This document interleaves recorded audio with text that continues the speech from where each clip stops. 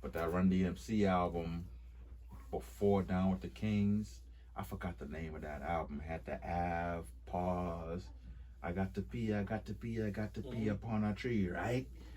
It was more of a blending of hip hop and R&B. Yeah, yeah. And I think it turned a lot of heads off. Me personally, I thought that album was dope, yo. I thought that album was dope, but I think that one was called Back from Hell. That's what it was called. That's what it was called, Back from Hell. 'Cause my dad used to listen to that shit religiously. Like That album was enjoyed dope, it, right? though, but it was a different vibe from Run DMC because if you peep Run DMC when they first came out, a lot of their beats was like rock beats and hardcore beats. Yeah. But on that one, it was more of a New Jack swinging R&B type vibe, and I think that turned a lot of heads off because they were trying to go a different direction. But me personally, I thought that album was dope, yo.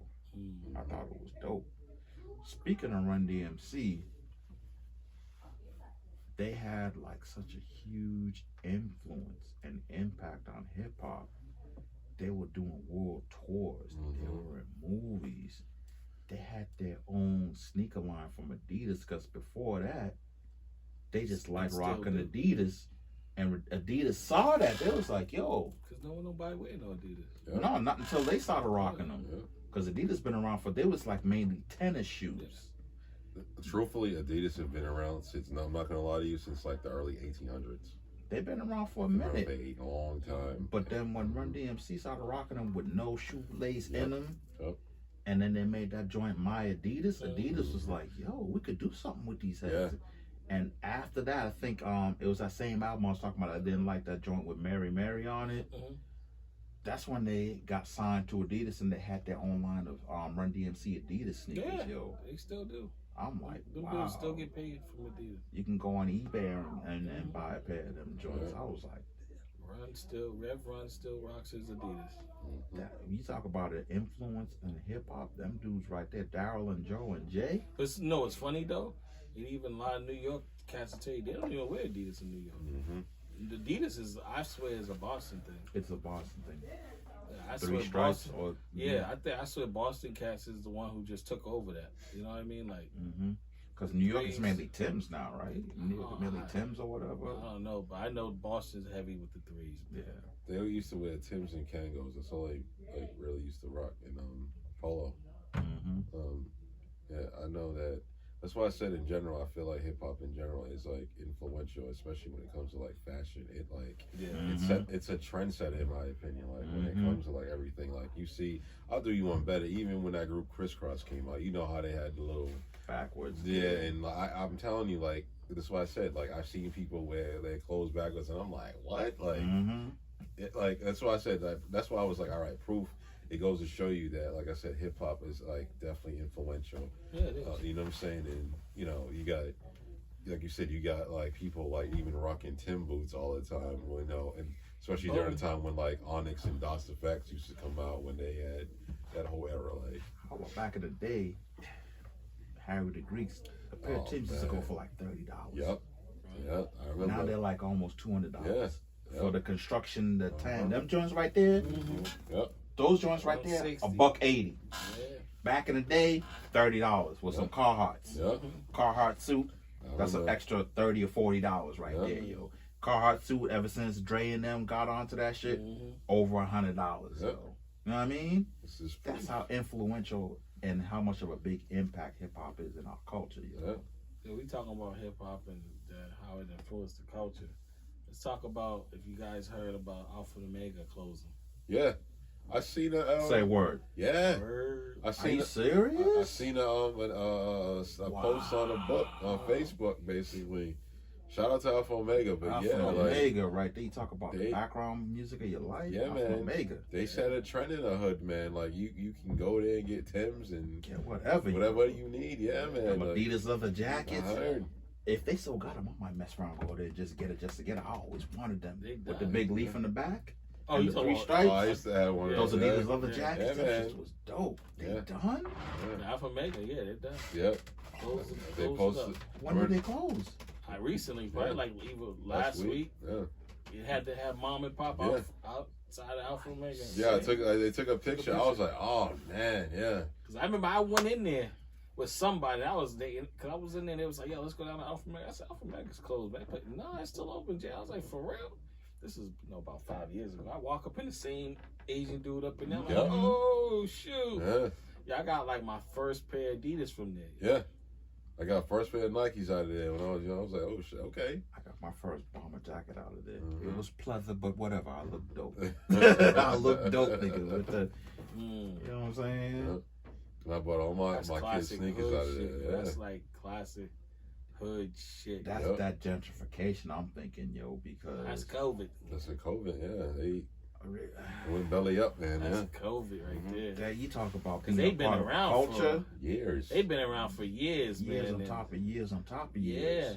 Yeah, and they got a Foot Locker right next door to them, so it ain't. I don't think it's. I think it's honestly the COVID that really got it. It is. It was. They said they going out of business. Wow. One of my homegirls told me. They said, yeah. They said they went belly up because they can't make any money anymore because of the whole COVID thing. Alpha and Omega is like a staple of our community right there. You know what I'm saying? It's like, wow. Definitely. You want to look fresh to death or death to fresh? Especially back in the days, man. You go to Alpha and Omega. That's where you had to have a part-time job at least to go shopping in that piece, yo. You see everybody in there. Yep. And if you ain't in there, especially when we grew up, if you ain't in there like with some cats, you walk out of there, you better run. Yeah. Because the niggas around the corner waiting on you. Like, word? Okay. Yeah, I seen this nigga buying them shit you was looking for, son. Scared of it. Let's rob this nigga right quick, yo. Alpha and Omega. Wow. Alpha and Omega, huh? Is New York Import still down there? What's that? The corner? It was not that far from Alpha and Omega. Nah, that shit's That's gone. You talking about the one next to Walgreens? Yeah, that shit's that's gone. That went out of business. You know what I'm saying? New York all Import down there. Even before the pandemic, they did. That shit's been gone for like over almost 20 years. I'm just like, hey, you know, it ain't like I hang out down old Dudley, Nubian Square, my ass. Dudley, my mama call it Dudley, I'ma call it Dudley. Yep. You know what I'm saying? Remember the niggas used to go downtown, go to Crystals. Oh my God. I bought my first leather coat out of there. I used to, on Averex coat. Remember the Nike Cortez? Yeah. I remember them shits was like $20. They're like $80 now. I bought 2 pairs from that joint, a red on whites and a blue on whites, yo. Remember around the corner up the street, Mickey Finn's? Yeah, Mickey Finn's. Mickey Finn's, yo. And then there was the Lafayette Center, or Lafayette Mall. My mom used to work there. Yeah. Our school put it out of business. Yeah, we went down there and rioted. Madison Park was down there, right? I was down there. I was like, fuck that, I ain't going down there. My mother was the assistant manager at Mickey D's in Lafayette back in the day. Like, I used to work out that Mickey D's. Really? Too. Yeah, my mother she was a manager there. I used to work out that people. Remember Manny Correa? Yeah. He was like, yo, if you want a job, because he was like, I don't know how, he was an assistant manager in that piece. He had the blue shirt on. And around closing time, he's like, come through, man, I'll hook y'all up. Because all that food they couldn't sell, they would just throw it away. He's like, I'll hook y'all up. And he true to his word. He was a cool ass dude, true to his word. Boom, I got y'all, Big Mac. Fucking quarter pounder, apple pie, I got y'all. Heads and stuff. Yeah, she said the first day she became assistant manager, that's when they had that riot. I was like, what? Wow. She said, that was 89. Yeah, she said she came, she said she was so upset. She said she didn't know what to do. I was crazy. Yeah. I was down there. I was in the midst of all that shit. I heard Heads was having a sneaker fight in the Foot Locker. That was in there. I told you what happened, yo. Niggas kicked in the, like, we was at Jackson. Jumped the things in Jackson, got in the train, and niggas kicked the fucking windows out in the train and shit. Man. Yeah. Got downtown. Yeah. Once we got downtown, went to Lafayette Mall, and that was it, nigga. We had that Foot Locker on the first floor. Niggas didn't even like one per.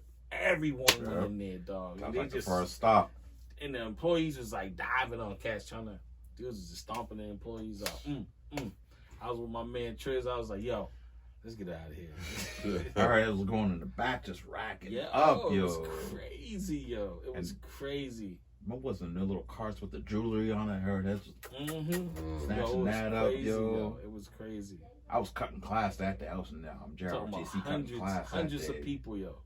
What started that was that was like the final straw when they made it official for Tech to move in to the yellow building. Because before that, my freshman year, Tech was Boston Technical High, which is now, what is that now? O'Brien, I think. The John D. O'Brien School of Mathematics and whatever. Science. Yeah. But before, Madison Park, when I first got there, Madison had that whole campus. And where Tech moved in, that was the yellow building where the freshman and the sophomore was at. Yeah. The red building was where the juniors and the seniors was at.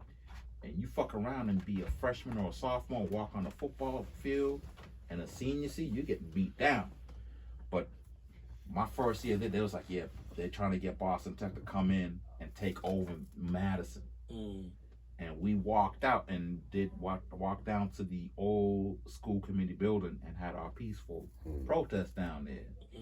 And it's funny because we was at the side entrance and the then superintendent bully footed his way. I was like, what the fuck is this? And that's the superintendent. So they was like, all right, we'll table this for another time. We won't have them move in.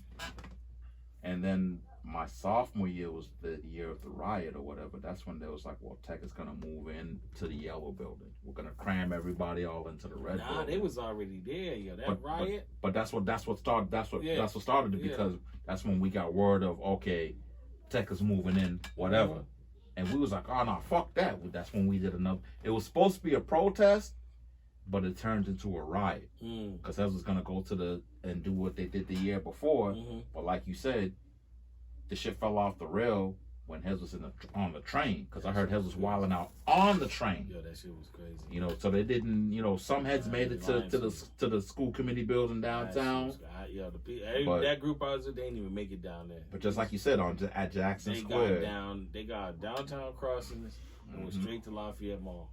And this is around the time they just Ruggles and all that was still brand new or whatever. That shit was probably about like fresh. That shit was fresh. It was brand new. That shit new. wasn't even a year old. It was brand new. Because we was in high school when it first got built and shit. When it was the Northwest Corridor project. Yeah. You know what I'm saying? So yeah, that year it was supposed to be a protest. I'm like, I'm all set. Cause I was gonna go, but I was like, no, I'm all set, yo. And I'm glad I didn't go because I heard what happened. That shit was brutal. I heard it was crazy. That I was like, word, and they was looking for heads too to press charges. Like whoever had an absent or somewhere, they was looking through your attendance record. You're getting locked. I got over because I was fucking I came in late to school that day. So I had just walked in the building. Legit, just walked in the building. As soon as I walked in, the ORC building where you have to sign in and get that late pass. I had just walked in. So I got actually labeled as being absent that day. And my thing, like I said before, I was down at ROTC cutting class, so I at least had an alibi, nigga. I remember that shit. That shit was crazy though. I heard about that shit, yo. So I got a question. We kind of yeah, go ahead. So in general, going back to the hip hop joint, so fight the power. That's what so, right. So in general, in my opinion, like, how do you what do you guys think about like the I wouldn't say the transition, but the era of hip hop compared to like back then to like now? Don't get me started. Has it been right? Because a lot of people, honestly, like even some of the, I'm not gonna lie, even some of the old heads, the people I speak with, like they're like, yo, they some people, it's a shock to me that they could actually relate, and I'm like, nah, like you serious? Like, how do you feel about like the era like compared to like back then till now? Has it been more evolution, or has it been it's kind of taken a swan dive? You know what I'm saying, when it comes to like the music in general?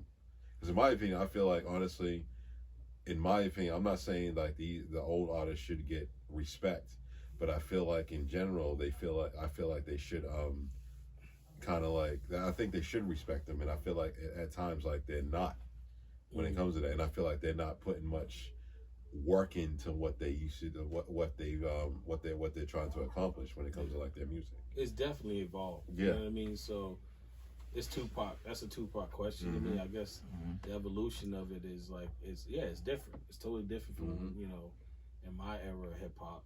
It's easier to become, you know, a big artist now. Back then it was just starting, and you know, you got to go to a record label and do all this. Right. You don't need a label now. You know what I mean? Like, put your shit together, stream your shit. You the man. Right. Or the woman. So, you know, in that aspect, yeah, it has evolved in that aspect. Mm-hmm. As far as like the music itself, in my opinion, I think it's diluted because it's the way the system is set up now. You know what I mean?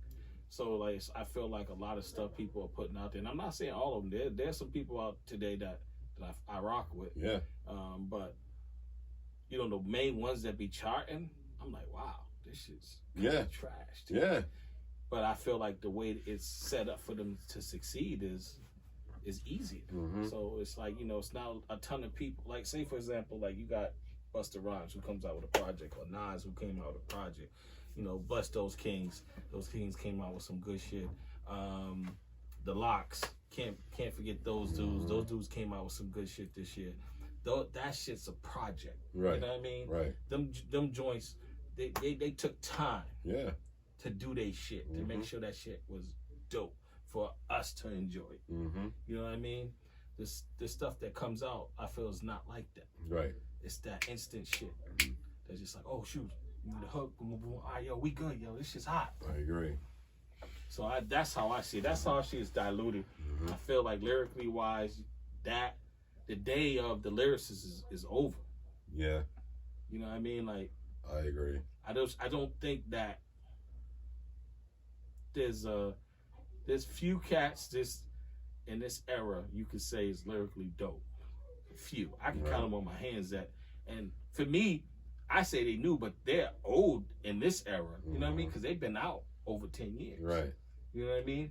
So that's just my 2 cents. So let me ask you this. I don't know if you was going to say something, but I was going to chime in on that because my biggest thing is this. And this is just the old man's opinion and my views on the current state of affairs of hip hop. Honestly, it's trash. And I'll say why, in my opinion, it's just my opinion. But I also feel it's a shared opinion why it's trash. Again, we were around when it was brand new. And again, it was considered a fad. But we were able to relate to it. Maybe it's the point now where we can't relate to it. I don't know. As far as to it evolving, I honestly think that it de-evolved. It went the opposite direction. It regressed on where it should be. Yeah. And one of my case examples of, and again, my opinion on hip hop evolution, this right here to me is an evolution in hip hop. Tribe Called Quest's final album, We Got It From Here, Thank You For Your Service. They hadn't put out a new album in almost 20 years from their last album, The Love Movement. And this album, you can see an evolution in hip hop with the way the production was going. The rhymes are always on point, but on a production level and the inclusion of new artists like Kendrick Lamar and Anderson .Paak. This shit right here, R.I.P. to Phife, is a fucking masterpiece in hip hop and evolution in hip hop. My thing is the reason why I think hip hop has de-evolved, because again, going back to what I said as far as us being there from when it first came about, Heads was hungry back in the day, keying off on what you were saying. Heads was hungry to get that record deal. Yeah. Heads was hungry even more to show that on top of getting the record deal, I'm gonna show you why I'm the illest MC there ever was. Yeah. Because of my skills. My skills will dictate how ill I am. You know what I'm saying? And back then, hip hop was an MC and a DJ. You have a DJ that's putting on the dope tracks, and now they're doing tricks with blending, cutting, scratching, mixing, transforming, blah blah blah blah blah. Yeah, Eric B. and Rakim, Fresh Prince, and DJ Jazzy Jeff. Public Enemy, Terminator X, Big Daddy Kane, and who is the DJ? Cool V or Cool C or whatever his name. It's one of them dudes. Right. I'm sorry, Scott LaRock and KRS-One. And I should know who Big Daddy Kane's DJ is, but again, what are you gonna do? So there was that hunger. Even LL Cool J, he had Cut Creator and DJ Bobcat. Run DMC, Jam Master Jay. You know what I'm saying? Even Fat Boys. Human Beatbox was their DJ. Yeah. You know, when there was the Disco 3, Buff. Yeah. So you had that combination. Even Redman. Redman had DJ Scratch in his corner. That's right. EPMD started off with DJ Kayla Boss, and then they got DJ Scratch. So you had that synchronism with the MC and the DJ, but at the same time, the MC was hungry. Yeah. And he was trying to show you why I'm dope on the mic. You could feel it in the music. The passion that they had behind that, the quality. I'm going to show you why 1 + 1 = 3. Right. Nigga, what 1 + 1 = 2? Nah, 1 + 1 = 3, and this is how it be. Oh shit! When Big Daddy Kane came out in his flow, Rakim came out in his flow, put niggas on notice. You gotta step your fucking game up if you want to hang with me, because this is how I'm coming to the game. Now, it's more of a gimmick. Yeah. Than it is respecting Definitely. culture. Definitely. And that goes back to what we said at the beginning. Rap music is a part of the hip hop culture. Yep. But now it's being viewed as rap music. So a question I would ask is just to add on to that.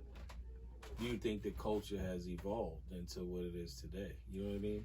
I think it regressed. Like, I mean, as far as like, you know what it is? I think it like piggyback on what Ray said. I think what it is in general, I feel like nobody doesn't really have to. We actually we looked at as basically hip hop as being influential. And what I see it is that like nowadays, as people should look at hip hop as being influential. And I think what it is like hip hop to them, like especially right now, it doesn't really matter if it was influential. But I think in general, like it's like you said, it's more of a gimmick, in my opinion, than anything. Especially the way that you got new rappers right now that are just like, I mean, making a quick buck. I'm about to say some controversial shit though, but and there's no really, like I said, there's no very few rappers, especially new nowadays. They're like passionate, and they give homage to the old school, the ones who kind of they kind of look up to. Yeah. And I see that, like, and I know for a fact that, like, you can kind of hear it in these artists' music, like, who is passionate about their music and who's really not into it. It's more gimmicky than anything. So, you know what I'm saying? I guess this question I want to ask, and then I'll maybe Slick can chime in on both of them, I guess. with the controversy comment I got. Actually, go ahead, because I didn't lost my train of thought. Well, here's my controversial thing, right? And I'm gonna bring it back to when we first started talking. Hip hop was viewed as a fad. If heads got a chance to watch this documentary series on Netflix, The Evolution of Hip Hop. Yeah. Back in the day, what really helped get hip hop off the ground was white folks. Oh, this is a fascinating thing over here. Yeah. Grandmaster Flash went to like some kind of art exhibit. Oh, this is nice. White people got invested into it. Fast forward to where we're at right now, and this is a reflection on what's going on in our community. My honest opinion of this, and I'm not trying to be racist because I got white people in my family and I love white people or whatever, but let's be real. Hip hop has been gentrified. Of course. Why has hip hop been gentrified? Because Billy Bob in the Suburbs got a hold of that NWA tape. Oh my gosh. And once the white dollars started getting into it, that's when heads was like, yo, okay, I could really make some money. Because again, back in the days, heads was hungry. Why were they hungry? To get that record deal. But now that white America has an investment in it, and all of these major studios have an investment in it, it's like you don't got to put out the effort back in the days to establish yourself. You just got to come up with a catchy rhyme or a catchy hook and a catchy beat. You're gold. How are you going to have a greatest hit selection, but you only put out 2 albums? Right. How are you going to have your own record label, but you only put out 3 albums? Whereas back in the days, you had to put in that work and you had to pay your dues just to even get recognized. But now, again, and it's probably because of the platforms that are available now, where you can stream your shit live and do this, that, and the other. But by you doing that, you don't have to put in effort, and you don't have to be hungry or show that hunger. Because just like you said, when Busta Rhymes dropped his new album a couple of months ago, Busta Rhymes is one of them MCs where you either like him or you don't, because I view him as having a selective crowd. And those that like Busta Rhymes love Busta Rhymes. Give him mad love. This is from the Scenario days. This is from the When Disaster Strike and on. Leaders days. Leaders of the New School and on. But he really shone on that Tribe track Scenario. That's when he shone ahead, was like, this dude is special. He just dropped the album last year. And if you're a Busta Rhymes fan, that shit is incredible. Why? For me, being a Busta Rhymes fan and following him, he's still showing he's hungry. He's still showing he has a point to prove, and he's in me and JK's age range. He's in his 50s, and he sounded like the one thing I noticed with that album. I was like, yo, this is like the old Busta Rhymes. He's still showing he has that hunger. He's still showing he has that passion for hip hop. Whereas other heads is like, yo, wet ass pussy. Wet ass pussy. Triple time platinum. Nigga, what? And that's what I guess that's what I was trying to say when I made my first statement is like people that grew up in hip hop or started off in hip hop between the 80s and 90s, that passion, that stuff, they had that hunger, all that stuff was embedded in them. At some point, I guess the question I was going to ask is why? Why do these young cats these days don't have that hunger? At what point in the 90s when Jay-Z was killing it? Let's talk about after Pac and Biggie died. So let's go from 97 on. When you got Jay-Z who's killing the game, Bad Boy who's killing the game, Nas is in the game. You got DMX shattering the game as well. You got the Locks, you got Rough Riders, you got all these cats who's killing the game, and they're killing it way into the 2000s. What is something happened? I think, to me, I think what it is people were angry in a sense because you already know, like, I think what it is overall, like, again, when it comes to like evolution, like people were just like pissed off and angry about, they wanted something new. They wanted something raw. And I think during that, like you said, during that era, at the same time, people were like, they didn't want to hear nothing happy, I'll say that. And I think what it is, like, you already know, like some of these like rappers that you like mentioned, a lot of them didn't come out with any happy raps. They were all like raw and underground and uncut, and I think that's what they were looking. They were looking for something new. I'll say that. They're looking for something to. All right. Let me look at. Let's just deal with this. And I think that, in my opinion, that's what I'm looking at right now. And I think that's exactly what they were looking for, in my opinion. That's what I see, and that's what I was looking for. Like, I wasn't really looking for anything like happy. I was looking for So, but honestly though, but can I just say something before? I'm sorry. So, I guess the question what I'm trying to ask is basically is like, there's a cutoff of a point in hip hop where these young cats don't have the passion. These young cats don't have the hunger.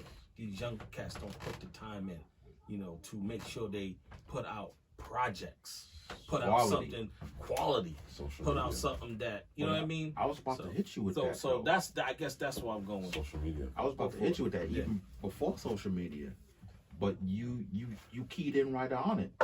After Pac and after Biggie got murdered, who was running shit? Because that was pretty much, after Pac got murdered, that was pretty much the fall of Death Row.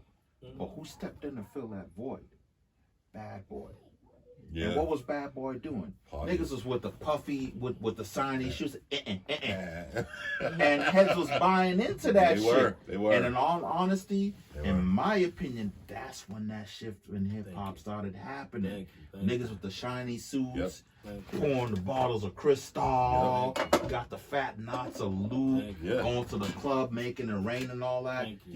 98 to early 2000 was when the shift of hip hop started happening, because you had as like Pac and Biggie weren't around to hold heads accountable. Like, nigga, your shit is whack. Yeah. Fuck out of here. And what's even more disappointing was the elders of hip hop was still around, and not too many of them were speaking out on it. A couple were. Karis One was speaking out on it. Chuck D from Public Enemy was speaking out on it, and but those especially dudes with like Chuck. So far removed though. But he was speaking out on some real shit because he was like hip hop revolutionist but he was speaking on some shit as far as to how the record labels was involved with the demise of hip hop. And how these big record labels are seeing that this is a money-making venue with little effort to be made. All you got to do is come up with a nice beat, a catchy hook, your shit's going platinum. Because little Davy Boy in the suburbs, he's buying your shit. He's exposing his boys to it. Versus my man Tyrell or Tyrone from the hood, you know, their dollars don't really matter as much as the white dollars. I'm sorry, I'm just being controversial, but and also I'm speaking my truth and my honest opinion of it. Once white folks got involved in it and started investing in it, that diluted what hip hop was, because hip hop was for us and by us, and this is us. The language, the gear, and everything. From day one. That's just my opinion. White folks has been a part of hip hop from day one. Yeah, they've been invested in it from day one.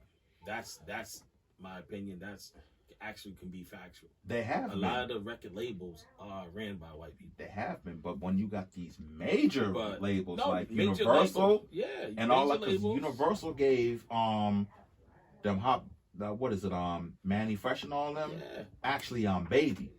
Universal blessed him with $100 million contract. Nobody in hip hop at that time have ever seen anything like that. When that shit happened, that really fucked the game up, because them bigger labels was like, yo, we can really get paid. Before that, like you were saying, them white run labels, Tommy Boy labels, Interscope, which is Tommy Boys is still fucking over De La Soul. You know, but them labels were white. Tommy Boy, Interscope, what other record labels were white back in the day? Def Jam was half white with Rick Rubin. But they were like more independent. But when you got heads like they were screwing cats over. Oh, they were screwing cats over too. But when you got the big ballers like Universal, because they was also doing movies and all that, when they got into the game, Warner Brothers, that changed the game. You know, all those dudes had their hands in hip hop at some point, and changed the game and the quality. Changed it, you know. But what I wanted to hear, what the answer is, you're right. Is like, you know, the elders and the people that from that 97 on, the elder statesmen in the game, they fucked it up. They wasn't speaking out on it. Wasn't not enough of them. It wasn't, and for me, it's like, I get like, you know, the KRS Ones, the Chuck D's, or whomever else, the pioneers are speaking on it, but they're so far removed from the game. How am I going to understand or relate to you? You know what I'm saying? I need someone that's closer to the game so I can relate to. There's just like you.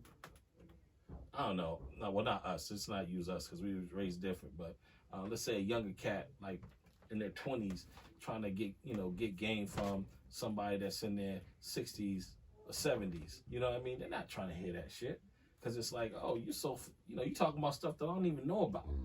I need someone that's closer so I can relate to. Right. And I think that's what happened. Just piggybacking what you're saying, Rick, is like there was no one to give them no game, because everybody, like you said, was too busy like shaking their shoulders and popping bottles and making it rain. There was no accountability. There was nobody to say, yo, let me show you how it's done. You know what I mean? You do it this way, you do it that way. No accountability. So that's it's like part of accountability. This new generation, they come in with they want it right now. They want the instant stuff. They don't want to work hard. And they're getting it. But you think right now, well, during that time when, like you said, like Diddy was kind of basically the one that was kind of like for a moment though, where he ushered it in. But they all were. Right. But do you think in general, like, that's exactly what Diddy's purpose was, in a sense, kind of, because you already know, like, during that time, like, there was like a ton of like underground violent hip hop, and in general, in a sense, anyways, like there was a lot of things going on. And I think what it was, and I'm looking at it, it was basically like things that he just wanted party music, basically, and that's what it was ultimately. Like, to keep it real, like that's all it was. It was flashy. It was catchy. It was. If it wasn't catchy to us, but it was catchy to other people and people enjoyed it, like whether people liked it or not. Yeah. What you're referring to is, and what Diddy did was he appealed to the crossover audience. Yeah. And that's how he really came up, because when Biggie didn't even like or wanted to do Juicy. That right. He I heard didn't wanna about do that. I heard about that. Yeah. But Puffy was like, he's trying to get this crossover crowd, where that's where the money was. Yeah. Because Biggie was more of what you would consider an underground artist. He was underground. He was. And nowadays, flash forward, that's where you will get the quality hip hop, is if you go underground. Because I look at hip hop now as you got underground and mainstream. And the mainstream is what's dominant now.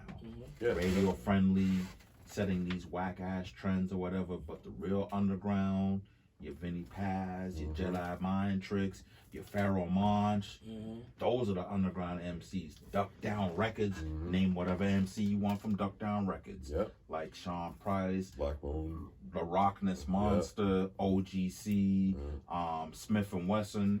You know what I'm saying? That's where the real hip hop is. But it's not appealing because it's not radio friendly. Right. And that also is the downfall of hip hop. If you can't sell it on the radio, Hot 97 or whatever. It is, though, it goes back to what you first said. They're taking away the stuff that you can relate to. So, because what really drew us to hip hop at first? The stuff that you can relate to. Yeah. So a lot of the underground stuff is stuff that you can relate to, because they're Still talking relate about to, stuff that you can relate to. Now, they don't want the stuff you can relate to. Yeah. They want, like you said, the flashy, poppy stuff, the new dance. They that's the stuff they want. Like what makes me a quick buck? Basically, that's exactly what it is. Yeah. They don't want you to talk about struggles no more. You know why? Because they want you, like you said, they want you to appeal to Johnny and Jill and Susie. They can't relate to our struggles. You know what I'm saying? So that's what they want. Their struggles were different from our struggles. Yeah. And they can't relate to that. Yeah. So let's do something that they can relate to with popping these pills or raping this chick or whatever. Yo, I'm gonna speak on this because it kind of annoys me, and it's a multifaceted thing. But there are people that actually consider Eminem to be the greatest MC in hip hop. Now, my thing is, when he first came out, I thought he was dope, but that's when he was getting high, this, that, and the other, and then he stopped and sobered up, and now he's trash. But heads are still rocking as him being the greatest MC in hip hop. So I thought he was dope, but I don't think he's the greatest MC in hip hop. You remember back in the days? Yeah, you wasn't feeling him, yo. Nope. So I do know, like growing up and during that time, I was honestly like you guys were, I guess, actually on your way out, or actually already on your way out of high school. But during that time, that's when Eminem was. He was basically like blown up, basically. No, we was already out of high Right, school. that's what I'm saying. Right, so he was working right, right. He was on some Right. right pre-grown man shit. Right. So during that time, I remember when I first heard him, and I'm not gonna lie, like I was like, "Who is this?" And I didn't think lyrically like he was like nice, but he was catchy. But at the same time, I didn't think, LP, that's what it was. Yeah, that's Marshall Mathers LP was nice. That was his second second album. Yeah. Or technically his third, because he did really Infinite. For me, but the Marshall Mathers LP, people really that was dope. Paying attention to his lyrics until like maybe like after the Eminem show, the whatever album in Eminem show, the Marshall Mathers LP. That was his when he first came out. When he dropped Stand. When he first came out, he was just gimmicky. Yeah. That was my name is, and that was his. But even then, if you look at that album, he has some ill tracks on that album. I don't know. No, I'm just saying. But I don't know what album or what, because I never heard any of his albums. No, that's what made me hesitant on him. I was always a fan of. I'm not gonna lie. I was always a fan. I would say his first 3 albums, and after that, I was like, all right, like he's not giving me anything that we've already heard before, and I was like, all right, like he, in my opinion, he doesn't suck, but it was like, all right, it was just like. Overrated. It's just like after when you watch a movie and you see like a sequel to another one, it's like, I already heard this before, already seen this before, and that's what it felt like. Then when I heard him, and I'm like, all right, like then like you said, I think like a lot of artists, especially old school artists, are saying like a lot of people, like you said, the suburbians are kind of like catering to him because, like you said, oh, he's nice and that, and don't get me wrong, in that time, like he was actually nice, but it's not now. Like you got these new rappers coming up, just like I remember I told you guys about the whole like beef with him and MGK.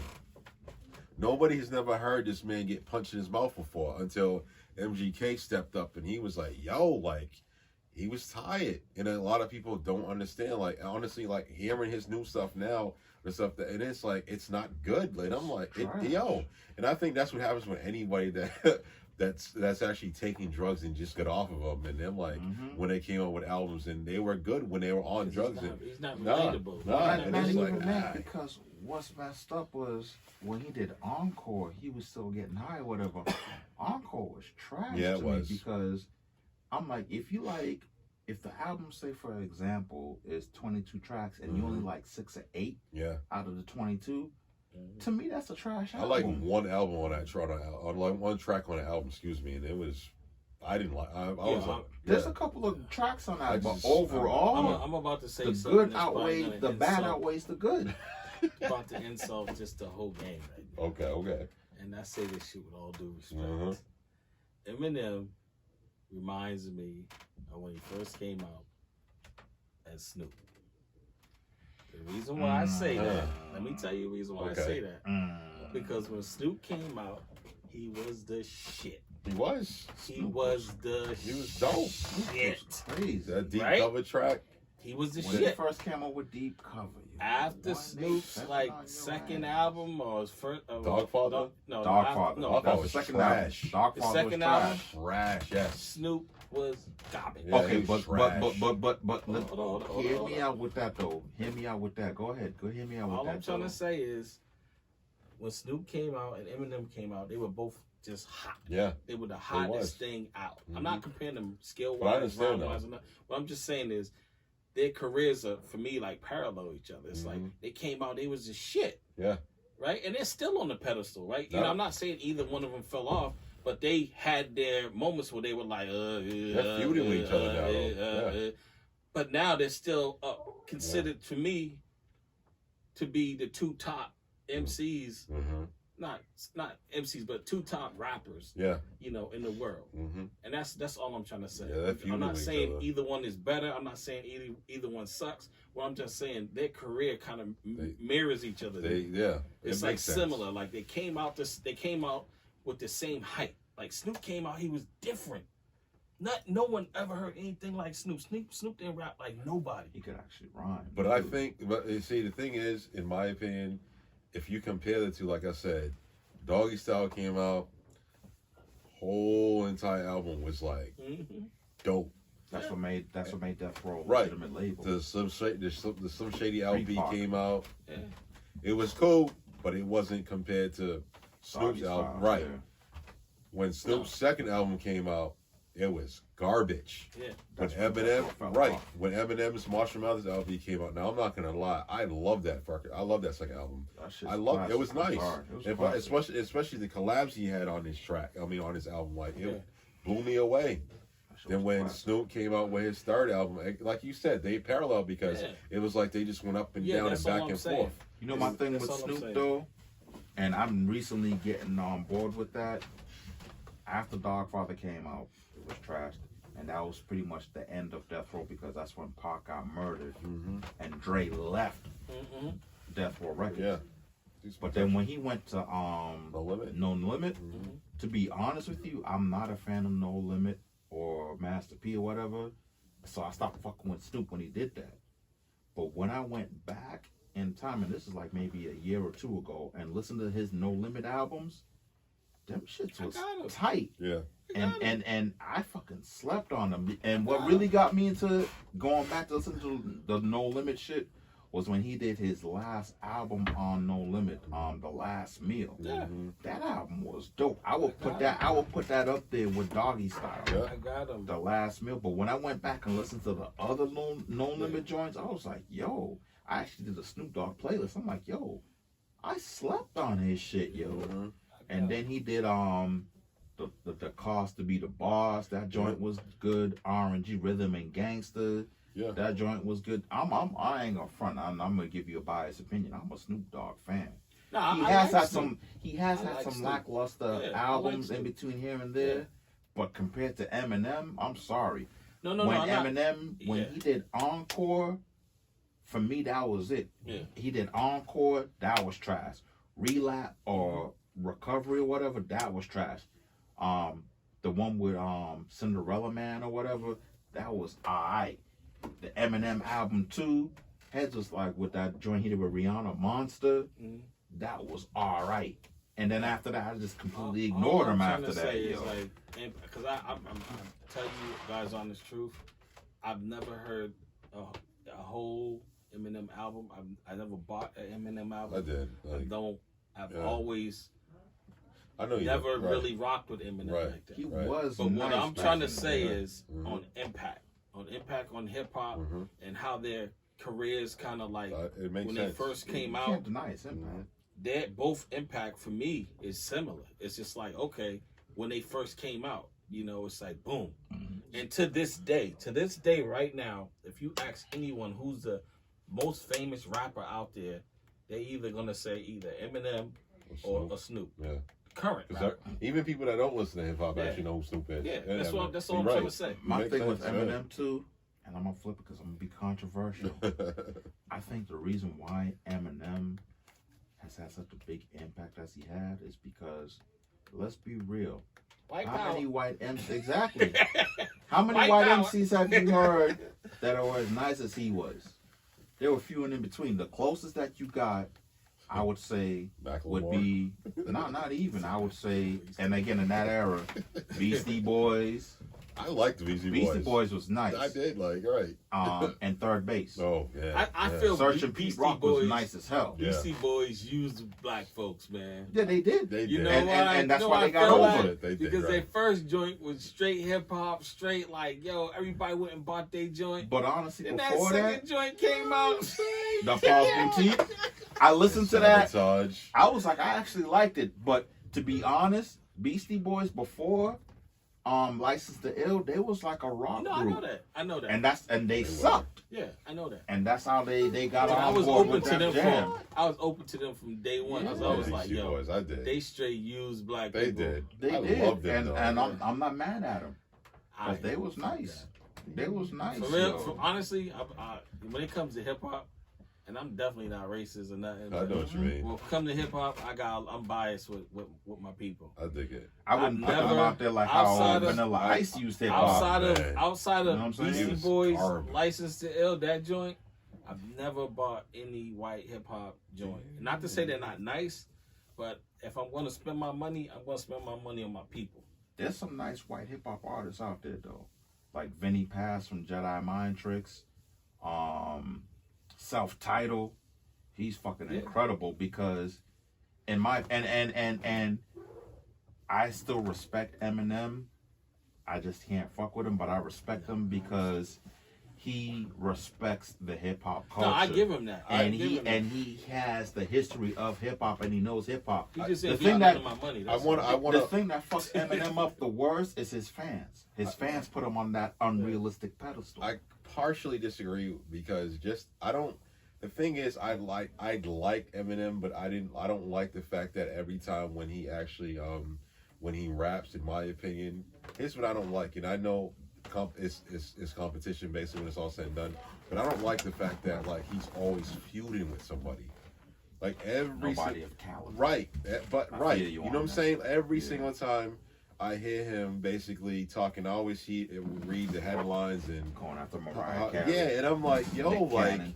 what's the point? Like, we know, like, lyrically, you're better than like the people Nick that, Cannon. right? You're better than half You the beefing people. with Nick Cannon Right. niggas. And I'm like, right, right. Benzino, right?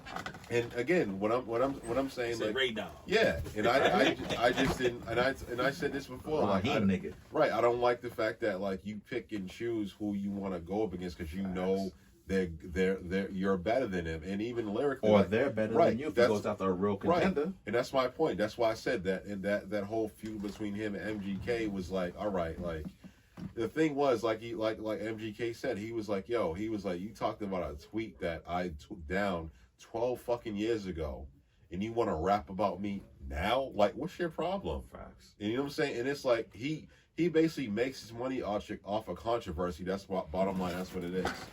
And the thing is, like people said, like arguably, like I told you, that whole feud between MGK had the better hand, in my opinion. But again, you also got those religious people who like juggling Eminem's balls like half of the time. Like, all right, like I Eminem's way better than anybody. Eminem looking at the rap game. Yeah, like chess, not checkers.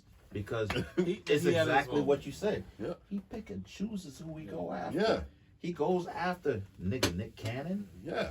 MGK, who's not really, he has his own little following or whatever, but you know what I'm saying? Why didn't he go after Rakim or Busta Rhymes or even Chuck D or KRS-One? Yeah. Because he knows he would get owned by them, or even Reggie Noble. Yeah. And he knows he would get owned by them, dude. So I'm gonna go after the B-list niggas. Yeah, and I just never understood. Like we all know, like that. Yeah, we all know that hip hop is controversial, but it's a competition, but it's competitive. But I just don't understand. Like, why do you have to go out your way to like diss these rappers? These irrelevant niggas. Yeah, and I'm like MGK said. He said, I don't have to like rap against you. He was like, I'm in movies. I'm doing my thing. He was like, it's not necessary. Mm-hmm. He was like, he basically talked about his daughter. He basically told him what it was, and that's pretty much what it is. And he was like, you come up 12 years later talking about, okay, all right, like you talking about my daughter. And the thing is, like, MGK was right. Like, he was like, I don't understand why you would go out your way to basically talk about something that happened years ago when they already squashed it. And wasn't that one of the topic points of Eminem getting into it, Red Benzino, because somebody says something about Haley? Yeah. You know what I'm saying? So now he paints himself as a hypocrite. Yeah. I have no idea. You know, yeah. And the thing is, like, we understand like how family is sensitive and all that, but I mean, come on, like you squash the beef. It is what it is, and this is why I said, like, all of a sudden you try to stir up some controversy. What did he had to say? Clout chasing. Right. So I got a question, just to try to wrap things up a little bit. Mm-hmm. In you guys' opinion and eras, when I talk about eras, I'm talking about like 80s, 90s, 2000s, and maybe 2010s and into current, if you want to stretch it that far. But what either hip hop act, meaning group, or single hip hop artist ruled their era? Like, who was the best MC in the 80s? Who was the best MC in the 90s? Who was the best MC or group? 2000, like, let's just put it out there. You're gonna ask me that, you know? Yeah. Let me lead off with this. I'm sorry, I gotta lead off with this.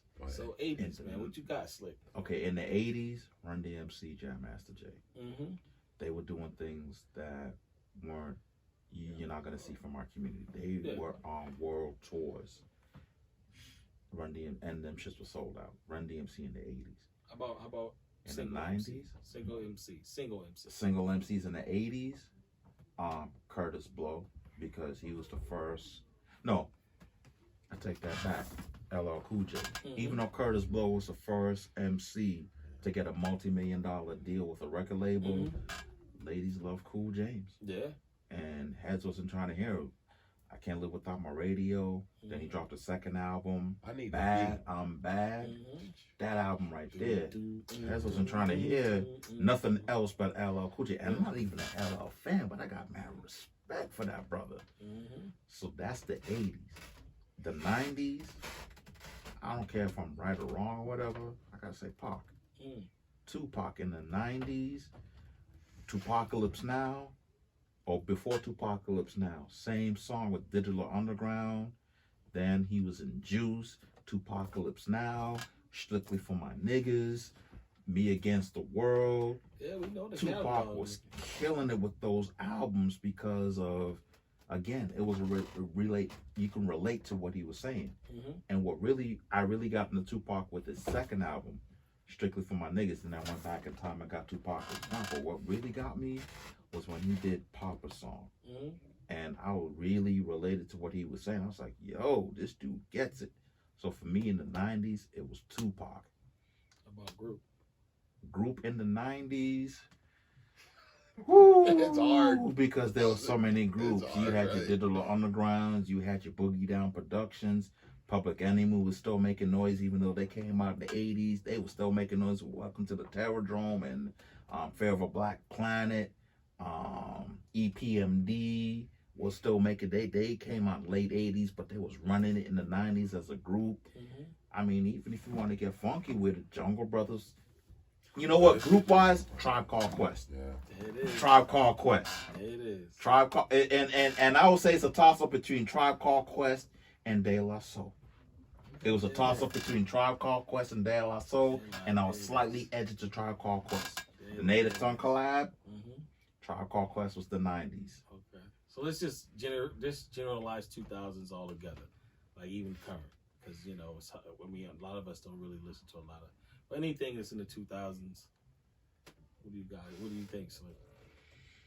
Kendrick Lamar ushered in. Well, actually, I'm gonna bring it back. What we were saying earlier. Eminem.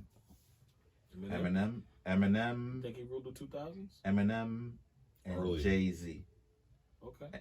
I would say the triumvirate with the 2000s was Eminem, Jay-Z, and Nas. They were the triumvirate that was ruling the 2000s, or actually filled that void from 97 going into 2000 after Pac and Biggie got murdered. And out of those three, it depends on how you want to look at it as far as to who the Don was. If you're talking about record sales, it will go to Eminem. It will go to Eminem record sales. If you're talking about influence in the culture, Jay-Z. Because he was also a part of that Shiny Suit crew and Big Pimpin' and the yachts and all that with Rockefeller, y'all. It's a toss up between Jay-Z and Eminem. I fell off of Jay-Z after Reasonable Doubt. Group in the 2000s. In the 2000s, group wise, If you can think of any. Rock Nation. It was either a toss up between Rockefeller and No Limit Soldiers, because No Limit Soldiers, for whatever fucking reason, was killing it. You know what I'm saying? I think it's because of where they're from, and their fan base, and the support they was getting them Louisiana heads. Louisiana's a big fucking state, and they had that shit locked. Okay, what you got for me? So during the 80s, like I said, I grew up in the 80s, so I mean, like, I'm gonna say, like, what, individual or group wise? Yeah, just individual and group. So group wise, like I said, I'm gonna have to, like I said, pick basically Eric B and Rakim. I've always had a liking to them. And single wise, I'm gonna have to say KRS-One. Like, I was always a fan of Criminal Minded. Even what was it, Return of the Boom Bap? Like, I was like, that was the 90s, but still, it was just like, off in the late 80s. Even the early 90s, like I said, the early 90s in general was like it's a loaded with like artists. Too many MCs, You know what I'm saying? Like, like I said, my obsession in general, like I said, during that time was either like Wu-Tang, and again, like Redman was like this. Reggie Noble. He was somebody that I was always underrated. Yeah, man. And the early 2000s, as far as that goes in general, like, I would say, in my opinion, like, I loved, like, I was always a 2 Chainz fan. I don't know why, but I was, right? I love 2 Chainz. Who originally started off with Titty Boy. Yeah. And I would say group wise, like I said, I would say in my that I love was the whole ASAP Mob crew. Okay. Like, I mean, even now, like, I always like. Yeah, that's peace. I fuck with them. Yeah, definitely. Okay. Definitely. All right. Well, I guess for me, 80s. I mean, obviously you can't deny the Kings. You know, Run DMC and them. But I'm gonna do mine's a little bit different. Cause I gotta like Slick and you guys say it's a lot of people to pay homage to. So I'm gonna pay homage to, you know, the ones that I felt like that ran the eras.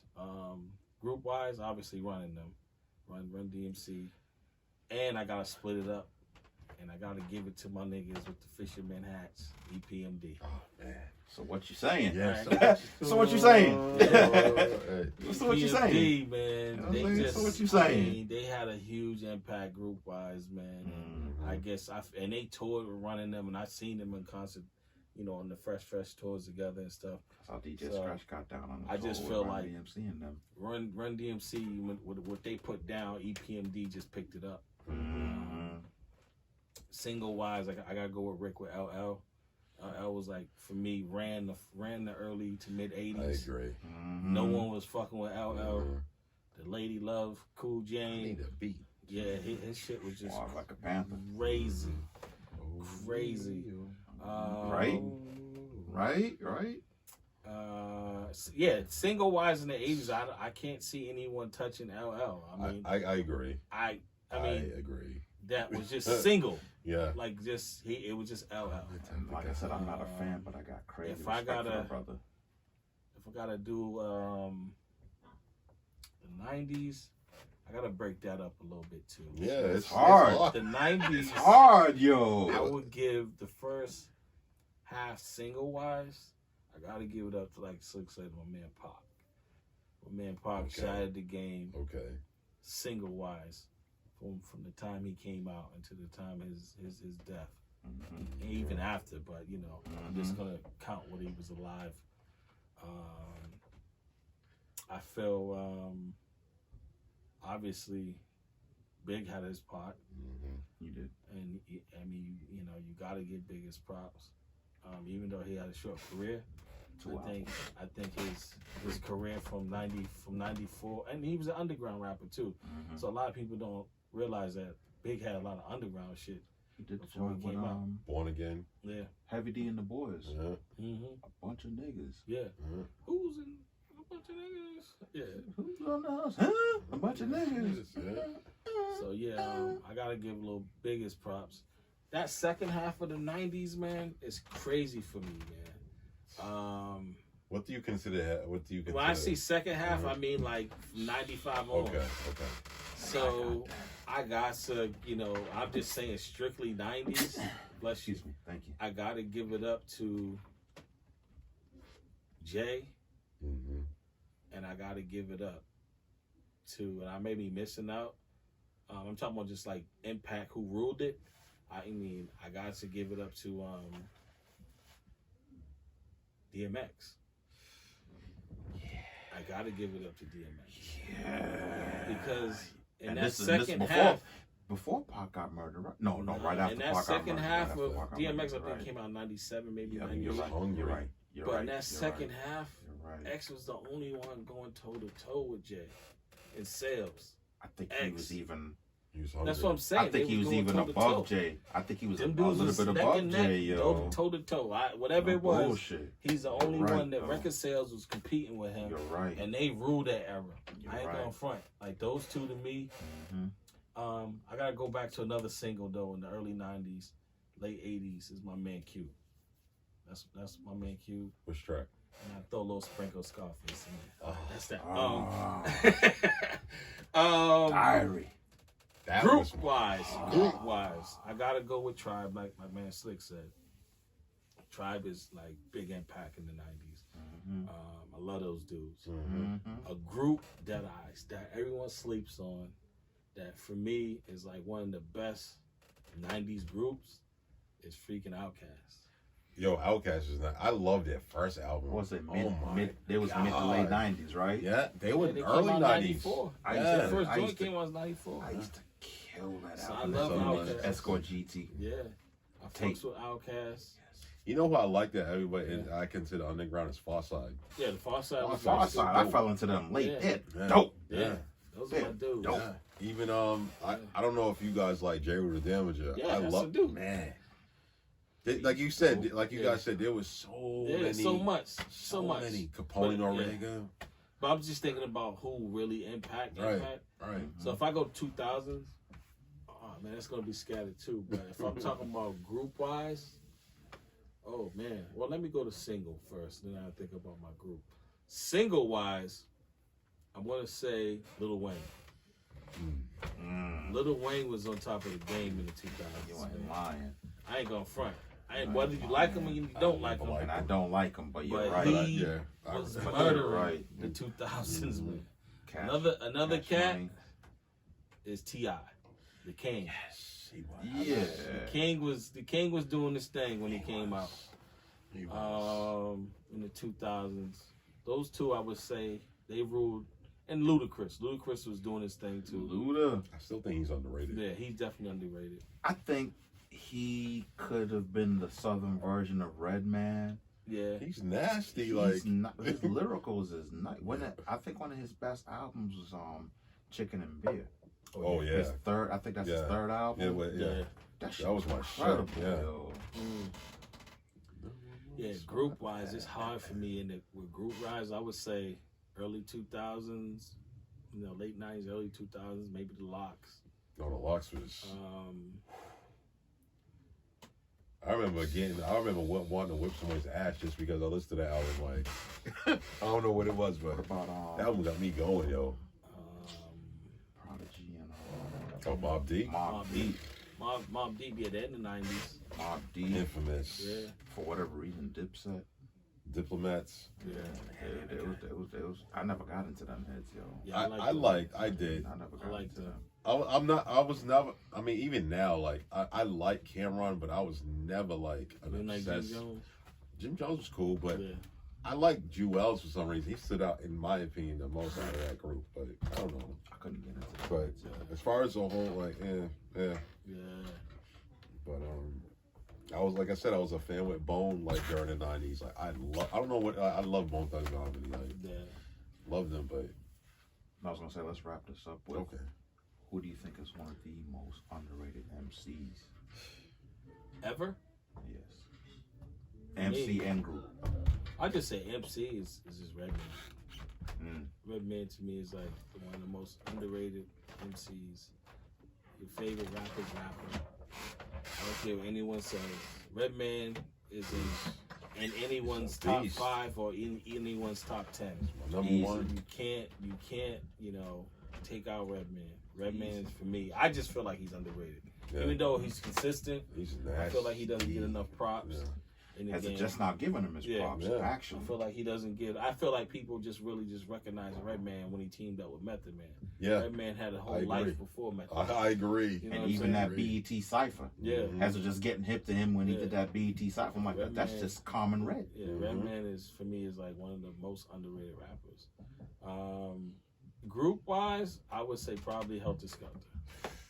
Helter Skelter is probably like one of the most underrated groups. I remember bumping them. when they I would first- say, if you just Man, I'd say Helter Skelter with Duck Down is underrated in general, but I agree. Independent underground label. But That's agree. why. that's my two right there. They had what?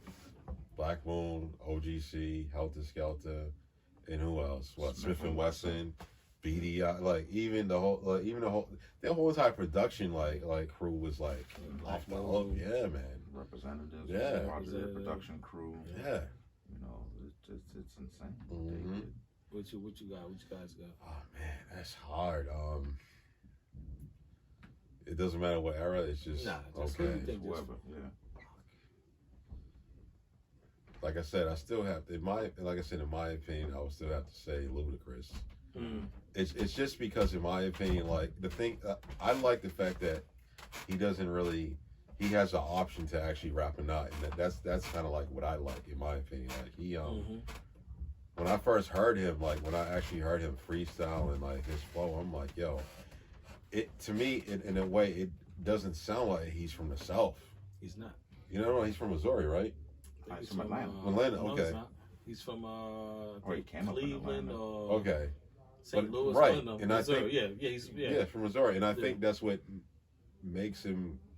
he wasn't there, born in yeah, Atlanta. and- no. His and- father lived in Atlanta. Okay. He came Yeah, up I in think he's from. Atlanta. I think he's St. Louis. You're right. Okay. You're right. You're That's right. Missouri, yeah. And when I heard him, and I was like, yo, who is this? And I'm like, yo, he's good. Like, in other words, like, I think it was during that time when, like, you already know the South was, like, taking over, like, the hip-hop game, in a sense. Yeah, and I'm like, yo, this dude is good. Especially next to, like, Little John was, like, a DJ and a beat maker, but, like, overall, like, when I heard him, I was like, yo, I would, like I said, ultimately, I would say Lil Chris is, like, underrated, in my opinion. I don't think he gets enough respect, in my opinion, in the game, but I just don't. I think he's good. What about the group? Group-wise, man. Oh, man. I would say probably underrated would be this is so hard for me.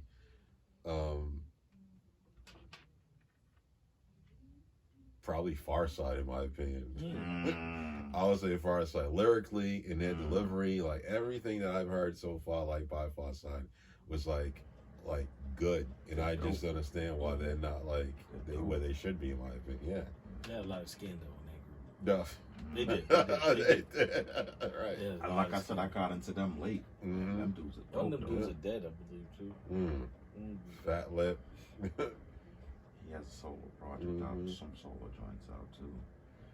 I mean, for me, the obvious answer would be to say Redman, because we've been following Redman since Hardcore. Okay. When he came out of PMD. Yeah. And then when he dropped the What The album, it was a rap right there. Yeah. But I would say who would go neck and neck with being an underrated MC? Pharoahe Monch. Pharoahe Monch, after he was done with Prince Paul and Organized Confusion, he's had like at least, I believe, 4 solo albums, each of which is incredible. And even one of his solo albums, I believe he did with Duck Down, the We Are Renegade albums, incredible album. Got some joints on there with Royce the 5'9", Jean Grey, or whatever. I think he's criminally underrated. The way his rhyme schemes are, the way he's able to paint a picture, his flow, his mixtapes, he's criminally underrated. So I put him up there, underrated with Redman. Underrated group, and a group that we didn't even mention, The Roots. The Roots are criminally underrated, and they took hip hop in a different way. They are a live band with one of the most underrated MCs ever, Black Thought.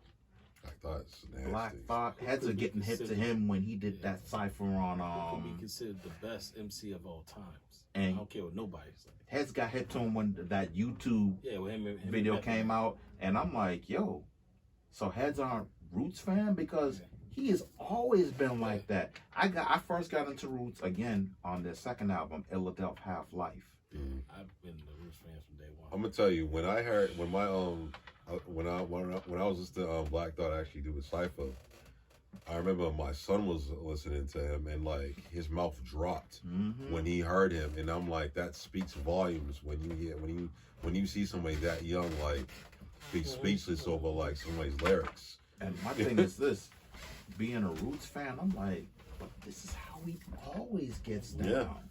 Yeah. And I'm like, I'm surprised. Name one weak Roots album that they put out. You can't, but I'll still wait for you to try and do it. You know, they're mad underrated. And Tariq Carter, Black Thought, he got 3 solo albums. Stream of Thought Volume 1, 2, and 3. Them shits is incredible. To go hand in hand and foot as far as being an underrated group with the Roots is Cypress Hills. We was just talking about them earlier. That's another group that's underrated. Big Real had a solo joint with Duck Down Records. Yeah, I remember that. Smoke and Mirrors. That shit was dope. It was. Cypress Hills is another group. I got all their joints, and I love Cypress Hills, yo. Yeah. If you like rolling up, fuck with Cypress Hills, yo. Cypress Hills is another group that I think is gotten to fall into the category of underrated. All right, fellas. Well, this was a nice one today. Yes, it was. Yes, indeed. So we're gonna end this. Again, we're gonna put something up on Facebook. We're gonna put something up. Well, we got a page on Facebook for Forum. We're gonna put something up on Instagram. Most likely, it's gonna be under that same tag, the forum. We're gonna put something up on YouTube. If heads like what they seen, just like, subscribe. But most importantly, the thing that's gonna make this fun for everybody is the comments. Yeah. Comment and speak from the heart. I disagree with what you said, and here's why. So we can make it interactive and we can respond in kind, or even flip that comment into what can be our next topic. Or if you got a suggestion on what you think we missed or whatever, just put it out there. But again, it's just about us coming together, us having fun and sharing that fun experience with y'all. So, with that being said, here's to 2021. Here's to the forum. Salute, Kings. Peace and prosperity to Yeah, everyone. talk your shit. My Peace man out. says. Check us out on that channel too. Check us out on Talk Your Shit. That channel's still alive. Check us out on there as well. Peace and blessings.